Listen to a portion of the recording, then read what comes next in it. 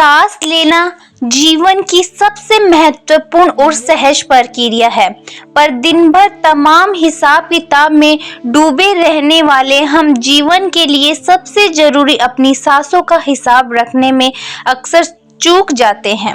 इतना ही नहीं, हम में से अधिकतर लोग यही नहीं जानते कि सांस लेने की सही प्रक्रिया क्या है, सांसों पर पकड़ बनाना क्यों जरूरी है और किस तरह इससे तन और मन दोनों की सेहत बढ़िया जा सकती है।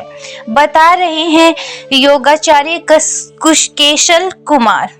हमारे फेफड़ों की क्षमता एक बार में 3 से 4 लीटर वायु अंदर लेने तथा बाहर निकालने की है, किंतु हम में से अधिकांश लोग आधे से 1 लीटर वायु की अंदर लेते तथा बाहर निकालते हैं। इसका अर्थ है कि हम अपने फेफड़ों की क्षमता का 1/4 भाग ही उपयोग में लाते हैं तथा 3/4 क्षमता का उपयोग ही नहीं कर पाते हैं। हम सब सामान्यतः उथली श्वसन क्रिया की करते हैं। मनुष्य के अतिरिक्त अन्य प्राणी अपनी सहज सांस लेने छोड़ने की प्रक्रिया में कोई बदलाव नहीं कर सकते हैं, जबकि मनुष्य प्रयास के द्वारा सांस लेने और छोड़ने में बदलाव कर अपनी व्यक्तित्व, स्वास्थ्य, आयु, बल, क्षमता, आत्मशक्ति तथा एकाग्रता में क्रांतिकारी परिवर्तन किया जा सकता है। श्वसन क्रिया में वैज्ञानिक बदलाव करने की तकनीक को ही प्राणायाम कहते हैं।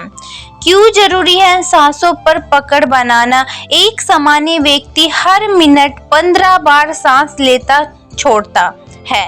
इस तरह वह पूरे दिन में लगभग 21,600 बार सांस लेने और छोड़ने की प्रक्रिया करता है। कुत्ता 1 मिनट में लगभग 60 बार सांस लेता है। वही दूसरी तरफ हाथी तथा सांप तथा कछुआ प्रत्येक मिनट में 2 से 3 बार सांस लेते हैं, छोड़ते हैं। जल्दी सांस लेने और छोड़ने के कारण ही कुत्ते की जीवन सीमा 10 से 15 साल ही होती है, जबकि कछुआ, हाथी तथा सांप की आयु सीमा लगभग 100 वर्ष से ज्यादा ही होती है। इस तरह सांस लेने और छोड़ने का संबंध हमारी आयु सीमा के साथ साथ स्वास्थ्य के स्तर पर भी गहरा प्रभाव डालता है। सांस लेने और छोड़ने का हमारे मन और भावों से गहरा संबंध है। भय, क्रोध, तनाव तथा कूड़ा की स्थिति में सांसों की यह गति तेज हो जाती है। जब भी मन में नकारात्मक विचार तथा प्रवृत्तियां आती हैं, सांस लेने और छोड़ने की गति तेज हो जाती है।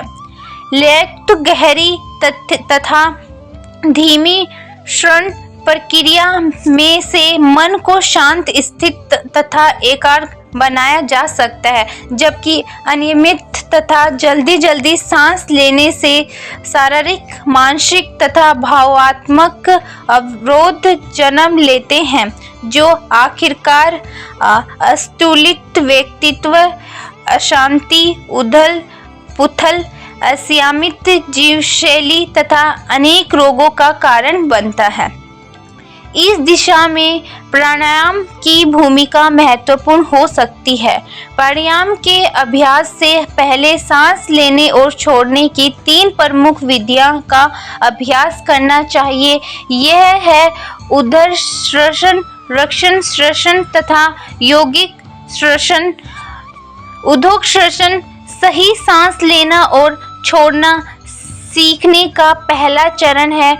ऊर्ध्व यानी पेट से सांस लेने में दृश्यता हासिल करना, तनाव, अस्वास्थ्यक आदतें बढ़ने का गलत ढंग और तंग पोशाक के कारण हमारे पेट से सांस लेने की क्षमता कम हो जाती है, जिससे हमें अनेक शारीरिक रोगों और तनाव का सामना करना पड़ता है।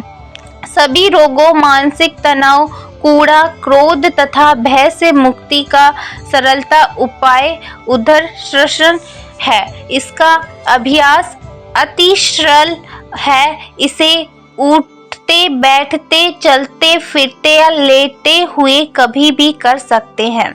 इसके अभ्यास की विधि है कि आप प्रश्न वज्रासन या कुर्सी पर रीढ़ गला व सिर को सीधा करके बैठे जाएं। आंखें ढीली बंद कर चेहरे को ढीला छोड़ दे।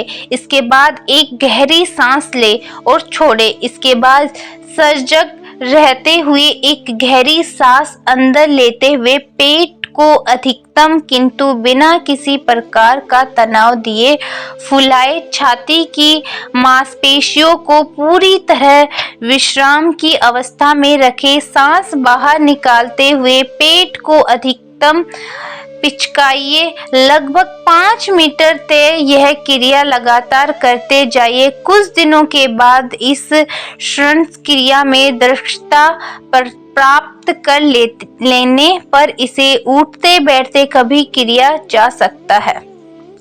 वृषासन। इस वृष क्रिया में सांस लेते समय छाती में ही भरते हैं। गहरी सांस अंदर लेकर फेफड़ों को अधिकतम किंतु तनावरहित फुलाया जाता है। इस स्थिति में पसलियां गर्दन हंसली ऊपर की ओर उठती है किंतु पेट एक मध्य पट डायफ्राम को बिल्कुल अछूता रखा जाता है। सांस बाहर निकालते हुए छाती एवं पसलियों को धीरे धीरे सामान्य किया जाता है। 5 मिनट से अधिक इसका अभ्यास न करें। यौगिक श्वसन। यह सर्वश्रेष्ठ श्वसन प्रक्रिया है जिसके अभ्यास से व्यक्ति अनेक छोटे मोटे रोगों व तनाव से बच सकता है। साथ ही जुकाम, खांसी, बुखार, एलर्जी, साइनस, पेट के रोग तथा कफ संबंधित समस्याओं से राहत मिलती है। इसके लिए सबसे पहले प्रश्न सिद्धासन या पालथी मारकर या कुर्सी पर रीढ़ गला व सिर को सीधा करके बैठे। इसे शवासन में लेटकर भी किया जा सकता है। अब सांस अंदर लेकर पेट को फुलाए और इसके बाद सीने को फुलाए। सांस बाहर निकालते हुए पहले सीने को पिचकाइए और इसके बाद पेट को पिचकाइए। सांस बाहर निकालते हुए पहले सीने को पिचकाइए और फिर पेट को पिचकाइए। यह यौगिक श्वसन है। लगभग 5 मिनट तक इसे करें।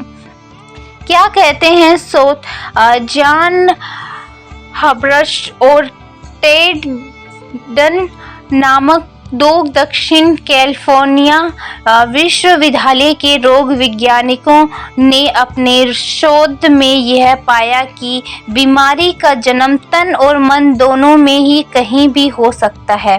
इसके अनुसार योग तथा प्राणायाम के नियमित अभ्यास से शरीर की नहीं मन के कई रोगों को दूर करने में भी मदद मिलती है।